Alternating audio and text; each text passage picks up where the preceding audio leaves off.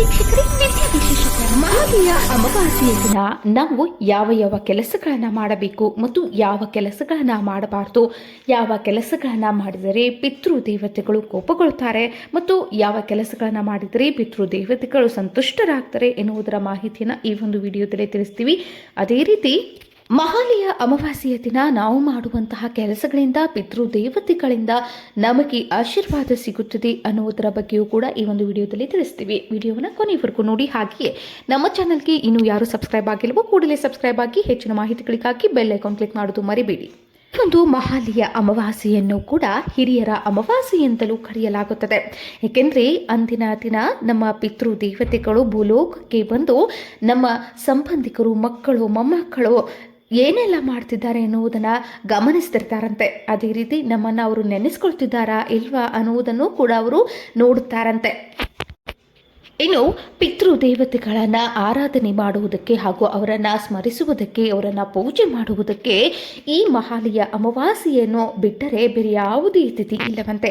ಅಲ್ಲದೆ ಇದನ್ನು ಕೂಡ ಪುರಾಣಗಳು ಹಾಗೂ ಶಾಸ್ತ್ರಗಳಲ್ಲಿ ಉಲ್ಲೇಖಿಸಿದ್ದಾರೆ. ಮಹಾಲಯ ಅಮಾವಾಸ್ಯೆಯ ದಿನ ನಾವು ಪಿತೃ ದೇವತೆಗಳನ್ನು ಸ್ಮರಿಸದೇ ಇದ್ದಲ್ಲಿ, ಅವರಿಗೆ ಪೂಜೆ ಮಾಡದೇ ಇದ್ದಲ್ಲಿ, ಅಲ್ಲದೆ ಅವರಿಗೆ ಇಷ್ಟವಾದ ನೈವೇದ್ಯಗಳನ್ನು ಅರ್ಪಿಸದೇ ಇದ್ದಲ್ಲಿ ಅವರಿಂದ ನಾವು ಸಂಕಷ್ಟಕ್ಕೆ ಈಡಾಗುತ್ತೀವಿ. ಅದೇ ರೀತಿ ನಾವು ಮಾಡುವಂತಹ ಕೆಲಸಗಳಲ್ಲಿ ಯಶಸ್ಸು ಸಿಗುವುದಿಲ್ಲ, ಅವರ ಒಂದು ಕೋಪಕ್ಕೆ ಗುರಿಯಾಗುತ್ತೀವಿ.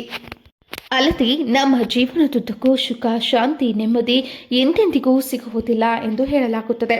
ಅವರು ನಮಗೆ ಜನ್ಮವಿದ್ದ ಪಿತೃದೇವತೆಗಳು. ಹಾಗಾಗಿ ಅವರ ಆಸೆಯನ್ನು ಪೂರೈಸುವುದು ಕೂಡ ನಮ್ಮ ಕರ್ತವ್ಯವಾಗಿರುತ್ತದೆ. ಅವರು ನೀಡಿದಂತಹ ವರವೇ ನಾವಾಗಿದ್ದೇವೆ. ಅವರ ಅನುಗ್ರಹವಿಲ್ಲದೆ ಯಾವುದೇ ಕೆಲಸಗಳು ಹಾಗೂ ಅವರ ಆಶೀರ್ವಾದವಿಲ್ಲದೆ ಯಾವುದೇ ಕಾರ್ಯಗಳು ನಡೆಯುವುದಿಲ್ಲ. ಹಾಗಾಗಿ ಅವರ ಆರಾಧನೆ ಹಾಗೂ ಪೂಜೆ ಮಾಡುವುದು ತುಂಬಾನೇ ಮುಖ್ಯ. ಅವರು ಮಾಡಿರುವಂತಹ ಆಸ್ತಿ, ಮನೆ, ಜಮೀನು ಎಲ್ಲವನ್ನ ನಾವು ಅನುಭವಿಸುತ್ತಾ ಇರ್ತೀವಿ. ಇಷ್ಟೆಲ್ಲ ಅನುಭವಿಸಿದರೂ ಅವರನ್ನು ನಾವು ನೆನೆಸದೇ ಇದ್ದಲ್ಲಿ ಈ ಎಲ್ಲ ದಿನದಂದಾದರೂ ಅವರನ್ನು ನೆನೆಸಿಕೊಂಡು ಅವರ ಆರಾಧನೆ ಮಾಡುವುದು, ಪೂಜೆ ಮಾಡುವುದು ಕೂಡ ತುಂಬಾನೇ ಮುಖ್ಯವಾಗಿರುತ್ತದೆ. ಇನ್ನು ಪಿತೃದೇವತೆಗಳ ಆರಾಧನೆಯನ್ನು ವಿಶೇಷವಾಗಿ ಯಾವ ರೀತಿ ಮಾಡಬೇಕು ಮತ್ತು ಯಾವೆಲ್ಲ ನಿಯಮಗಳನ್ನು ಪಾಲಿಸಬೇಕು ಎನ್ನುವುದರ ಸಂಪೂರ್ಣ ಮಾಹಿತಿಯನ್ನು ಹೇಳ್ತೀವಿ. ವಿಡಿಯೋವನ್ನು ಗಮನವಿಟ್ಟು ಕೇಳಿ. ಮಹಾಲಯ ಅಮಾವಾಸ್ಯೆಯ ದಿನದಂದು ಪ್ರಾತಃ ಕಾಲದಲ್ಲಿ, ಅಂದರೆ ಬೆಳಗ್ಗೆನೇ ಬೇಗ ಎದ್ದು ಮನೆಯಲ್ಲಿರುವಂತಹ ಪ್ರತಿಯೊಬ್ಬ ಕುಟುಂಬದ ಸದಸ್ಯರು ಕೂಡ ಬೇಗ ಎದ್ದು ಸ್ನಾನಾದಿಗಳನ್ನು ಮುಗಿಸಿಕೊಂಡು ಅವರ ದಿನನಿತ್ಯದ ಕರ್ಮಗಳನ್ನು ಕೂಡ ಮುಗಿಸಿ ನಂತರ ಅಂದು ಅವರು ಮಾಡಬೇಕಾಗಿರುವಂತಹ ಮೊದಲ ಕೆಲಸವೇನೆಂದರೆ, ಸ್ನಾನಾದಿಗಳನ್ನು ಮುಗಿಸಿದ ನಂತರ ಹಿರಿಯರಾಗಲಿ ಕಿರಿಯರಾಗಲಿ ಮನೆಯ ಕುಟುಂಬದ ಸದಸ್ಯರೆಲ್ಲರೂ ಬಿಳಿಯ ವಸ್ತ್ರಗಳನ್ನು ಧರಿಸಬೇಕು. ಯಾವುದೇ ಕಾರಣಕ್ಕೂ ಕಪ್ಪು ಬಣ್ಣದ ವಸ್ತ್ರಗಳನ್ನು ಧರಿಸುವುದು ನಿಷೇಧಿಸಲಾಗಿದೆ. ನಂತರ ವಸ್ತ್ರಗಳನ್ನು ಧರಿಸಿದ ನಂತರ ಅವರು ಹಣೆಯ ಮೇಲೆ ಕುಂಕುಮವನ್ನು ಇಟ್ಕೊಳ್ಳಬಾರದು. ಅದರ ಬದಲು ವಿಭೂತಿಯನ್ನು ಹಚ್ಚಬೇಕು. ಇನ್ನು ಮನೆಯ ಮುಂದೆ ರಂಗೋಲಿಯನ್ನು ಕೂಡ ಹಾಕಬಾರದು. ನಾವು ದೇವತಾ ಕಾರ್ಯಗಳನ್ನು ಮಾಡ್ತಿರ್ಬೇಕಾದ್ರೆ ವರಮಹಾಲಕ್ಷ್ಮಿ ಪೂಜೆ ಆಗಿರಬಹುದು, ಇನ್ಯಾವುದು ದೇವತಾ ಕಾರ್ಯ, ದೇವಾನುದೇವತೆಗಳು ಮನೆಯ ಒಳಗೆ ಪ್ರವೇಶಿಸಬೇಕೆನ್ನುವ ಕಾರಣದಿಂದಾಗಿ ರಂಗೋಲಿಯನ್ನು ಹಾಕ್ತೀವಿ. ಆದರೆ ಮಹಾಲಯ ಅಮಾವಾಸ್ಯೆಯ ದಿನ ಪಿತೃದೇವತೆಗಳು ಮನೆಯ ಒಳಗೆ ಪ್ರವೇಶಿಸಬೇಕಾದಾಗ ರಂಗೋಲಿಯನ್ನು ನಾವು ಮನೆಯ ಮುಂದೆ ಹಾಕಬಾರ್ದು. ಅಂದು ನೆನಪಿಟ್ಕೊಳ್ಳಿ, ರಂಗೋಲಿಯನ್ನು ಹಾಕದಿರಿ. ಇನ್ನು ಅಂದಿನ ದಿನ ಮನೆಯಲ್ಲಿ ಗಂಟೆಯನ್ನು ಕೂಡ ಬಾರಿಸಬಾರದು. ನಾವು ದೇವತಾ ಕಾರ್ಯಗಳನ್ನು ಮಾಡುವಾಗ ಗಂಟೆಯ ಒಂದು ಶಬ್ದ ನಾವು ಕೇಳ್ತೀವಿ, ಆದರೆ ಅಂದಿನ ದಿನ ಗಂಟೆಯನ್ನು ಕೂಡ ಬಾರಿಸಬಾರದು. ಇದರಿಂದ ಪಿತೃದೇವತೆಗಳು ಮನೆಯಲ್ಲಿ ನಿಲ್ಲುವುದಿಲ್ಲ ಮತ್ತು ಅವರು ಹೊರಗಡೆ ಹೋಗುತ್ತಾರೆ. ಇನ್ನು ಆ ಒಂದು ದಿನ ಚಿಕ್ಕ ಮಕ್ಕಳಿಗೆ ತಿಳಿಯುವುದಿಲ್ಲ, ಅವರು ವಿನಾಕಾರಣ ಗೊತ್ತಿದ್ದು ಗೊತ್ತಿಲ್ಲದೆಯೂ ಗಂಟೆಯನ್ನು ಬಾರಿಸಿಬಿಡ್ತಾರೆ. ಅದನ್ನು ಕೂಡ ನೀವು ಗಮನದಲ್ಲಿಟ್ಕೊಳ್ಬೇಕು. ಅಂದು ಚಿಕ್ಕ ಮಕ್ಕಳ ಕೈಗೆ ಗಂಟೆ ಸಿಗದ ಹಾಗೆ ನೀವು ನೋಡ್ಕೊಳ್ಳಿ. ಇನ್ನು ಅಂದಿನ ದಿನ ನಿಮ್ಮ ಹಿರಿಯರು ಯಾರು ತೀರಿಕೊಂಡು ಹೋಗಿರ್ತಾರೋ ಅವರಿಗೆ ಇಷ್ಟವಾದ ಒಂದು ಭಕ್ಷ್ಯ ಭೋಜನಗಳನ್ನು ಮಾಡಬೇಕು. ಅವರಿಗೆ ಇಷ್ಟವಾದಂತಹ ಪದಾರ್ಥಗಳು ನಿಮಗೆ ತಿಳಿದೇ ಇರುತ್ತದೆ. ತಂದೆ ತಾಯಿ ಆಗಿರಬಹುದು, ಅಜ್ಜಿ ಆಗಿರಬಹುದು, ನಿಮ್ಮ ಕುಟುಂಬದ ಹಿರಿಯ ಸದಸ್ಯರಾಗಿರಬಹುದು, ಯಾರು ಒಂದು ಹೆಸರಿನ ಮೇಲೆ ನೀವು ಈ ಪಿತೃ ಕಾರ್ಯವನ್ನು ಮಾಡ್ತಿರ್ತೀರೋ ಅವರಿಗೆ ಇಷ್ಟವಾದ ಭೋಜನಗಳನ್ನು ಅಂದಿನ ದಿನ ಮಾಡಬೇಕು. ಇನ್ನು ಅಡುಗೆ ಮಾಡುವಾಗ ನೆನಪಿಟ್ಟುಕೊಳ್ಳಬೇಕಾದಂತಹ ಮುಖ್ಯ ವಿಷಯವೇನೆಂದರೆ, ಅಂದಿನ ದಿನ ಅಂದಿನ ದಿನ ಸೌತೆಕಾಯಿಯನ್ನು ಯಾವುದೇ ಆಹಾರ ಪದಾರ್ಥಗಳಲ್ಲಿ ಬಳಸಕೂಡದು, ಇದು ಕೂಡ ನಿಷೇಧಿಸಲಾಗಿದೆ. ಇನ್ನು ಅವರಿಗಿಷ್ಟವಾದ ಆಹಾರ ಪದಾರ್ಥಗಳನ್ನು ಮಾಡಿದ ಮೇಲೆಯೂ ಕೂಡ ಈ 2 ಪದಾರ್ಥಗಳನ್ನು ನೀವು ತಪ್ಪದೇ ಮಾಡಲೇಬೇಕು. ಪಾಯಸ ಹಾಗೂ ಉದ್ದಿನ ವಡೆ, ಈ 2 ಆಹಾರ ಪದಾರ್ಥಗಳನ್ನು ನೀವು ತಪ್ಪದೇ ಮಾಡಲೇಬೇಕು. ಏಕೆಂದರೆ ಇದನ್ನು ಮಾಡಬೇಕು ಎನ್ನುವುದನ್ನು ಕೂಡ ದತ್ತ ಪುರಾಣಗಳಲ್ಲಿ ಉಲ್ಲೇಖಿಸಲಾಗಿದೆ. ಇನ್ನು ಅಂತಿಮ ದಿನ ಪೂಜೆನ ಮಾಡಬೇಕಾದ್ರೆ ನಿಮ್ಮ ಹಿರಿಯರ ಫೋಟೋಗಳು ಏನಿರುತ್ತೋ ಅದನ್ನು ನೀವು ದಕ್ಷಿಣದ ಗೋಡೆಗೆ ಇಡಬೇಕು. ಅಂದರೆ ನೀವು ದಕ್ಷಿಣಕ್ಕೆ ಮುಖ ಮಾಡಿ ನಿಲ್ಲುವ ಹಾಗೆ ಅವರ ಫೋಟೋವನ್ನು ಇಡಬೇಕಾಗುತ್ತದೆ.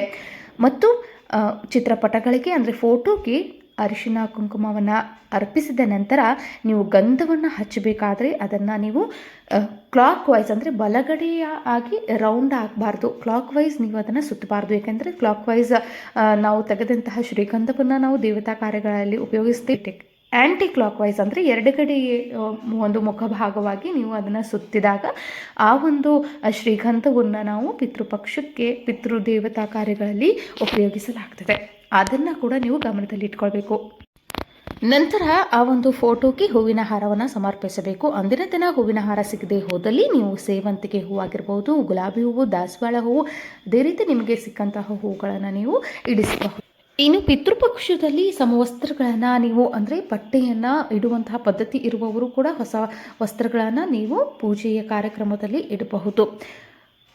ತಂದೆ ತಾಯಿ ಅಜ್ಜ ಅಜ್ಜಿ ಯಾರಿರ್ತಾರೋ ಅವರಿಗೆ, ಯಾರು ಹಿರಿಯರು ತೀರಿಕೊಂಡಿರ್ತಾರೋ ಅವರಿಗೆ ಶ್ರಾದ್ದವನ್ನು ಈ ಒಂದು ಪಿತೃಪಕ್ಷದ ಪೂಜೆಯನ್ನು ಮಾಡ್ತಿರ್ಬೇಕಾದ್ರೆ ನೀವು ಒಂದು ಪಂಚೆ ಸೀರೆಯನ್ನು ಇಡಬಹುದು.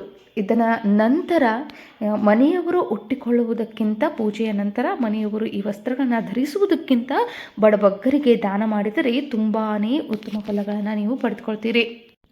ಇನ್ನು ಅಂದಿನ ದಿನ ನೀವು ಕಾಗೆಗೆ ಎಡೆಯನ್ನು ನೀಡಬೇಕಾಗುತ್ತದೆ. ಅಂದರೆ ನೀವು ದಕ್ಷಿಣಕ್ಕೆ ಮುಖ ಮಾಡಿ ಒಂದು ನಿಮ್ಮ ಪಿತೃದೇವತೆಗಳಿಗೆ ಏನು ಭೋಜನಗಳನ್ನು ಸಿದ್ಧ ಮಾಡಿರ್ತೀರೋ ಅದನ್ನು ನೀವೇನು ಮಾಡಬೇಕು, ಪೂಜೆಯನ್ನು ಮುಗಿದ ನಂತರ ಒಂದು 10 ನಿಮಿಷದ ಕಾಲ ನೀವು ಹೊರಗಡೆ ಬಂದು ನಿಂತರ ನಂತರ ಮತ್ತು ಆ ಒಂದು ಭೋಜನವನ್ನು ಒಂದು ಚರಿಗೆ ನೀರನ್ನು ನೀವು ತೆಗೆದುಕೊಂಡು ಹೋಗಿ ದಕ್ಷಿಣ ದಿಕ್ಕಿನಲ್ಲಿರುವಂತಹ ಗೋಡೆಯ ಮೇಲೆ ಇಡಬೇಕು, ಅಥವಾ ನಿಮ್ಮ ಮನೆಯ ಮೇಲ್ಛಾವಣಿಯ ಮೇಲೆ ಅದನ್ನು ಇಟ್ಟು ಬರಬೇಕು. ನಿಮ್ಮ ಪಿತೃದೇವತೆಗಳು ಕಾಗೆಯ ರೂಪದಲ್ಲಿ ಬಂದು ಅದನ್ನು ಸ್ವೀಕರಿಸ್ತಾರೆ. ಅಂತಿನ ದಿನ ಕಾಗೆಗಳು ಅದನ್ನು ಸ್ವೀಕರಿಸದೇ ಇದ್ದಲ್ಲಿ, ಅಥವಾ ಕೆಲವೊಂದು ಕಡೆ ಸಮಸ್ಯೆ ಇರುತ್ತೆ, ನಮ್ಮ ಮನೆ ಹತ್ರ ಕಾಗೆಗಳು ಇಲ್ಲ ಸ್ವಾಮಿ ಅಂದರೆ ನೀವು ನಾಯಿಗೆ ಕೂಡ ಈ ಒಂದು ಭೋಜನವನ್ನು ಅರ್ಪಿಸಬಹುದು. ಏಕೆಂದರೆ ನಾಯಿಯ ಒಂದು ಸ್ವರೂಪ ಕಾಲಭೈರವನದ್ದಾಗಿರುತ್ತದೆ, ಅದು ಕೂಡ ಮನೆಯನ್ನು ಕಾಯ್ತಾ ಇರುತ್ತೆ. ಹಾಗಾಗಿ ನೀವು ನಾಯಿಗೆ ಕೂಡ ಈ ಒಂದು ಪಿತೃಪಕ್ಷದ ಭೋಜನವನ್ನು ಇಡಬಹುದು. ಇನ್ನು ಮಹಾಲಯ ಅಮಾವಾಸ್ಯೆಯ ದಿನ ಯಾರು ಗೋಮಾತೆಯ ಪೂಜೆಯನ್ನು ಮಾಡುತ್ತಾರೋ ಅವರಿಗೆ ಮುಕ್ಕೋಟಿ ದೇವತೆಗಳ ಆಶೀರ್ವಾದ ಕೂಡ ಸಿಗಲಿದೆ. ನೀವು ಅಂದಿನ ದಿನ ಗೋಮಾತೆಗೆ ಕಾಲಿಗೆ ಅರಿಶಿನ ಕುಂಕುಮ ಒಂದು ಪುಷ್ಪವನ್ನು ಸಮರ್ಪಿಸಿ ನಂತರ ಅದು ತಿನ್ನುವಂತಹ ಆಹಾರವಾದಂತಹ 2 ಬಾಳೆಹಣ್ಣು, ಹುಲ್ಲು ಅಥವಾ ಬೆಲ್ಲ, ಅಕ್ಕಿ ಈ ರೀತಿಯ ಪದಾರ್ಥಗಳನ್ನು ಕೊಟ್ಟು ಒಂದಿಷ್ಟು ನೀರನ್ನು ಅದಕ್ಕೆ ನೀಡಿ ನೀವು 5 ಪ್ರದಕ್ಷಿಣೆಯನ್ನು ಗೋಮಾತೆಗೆ ಹಾಕಬೇಕಾಗುತ್ತದೆ.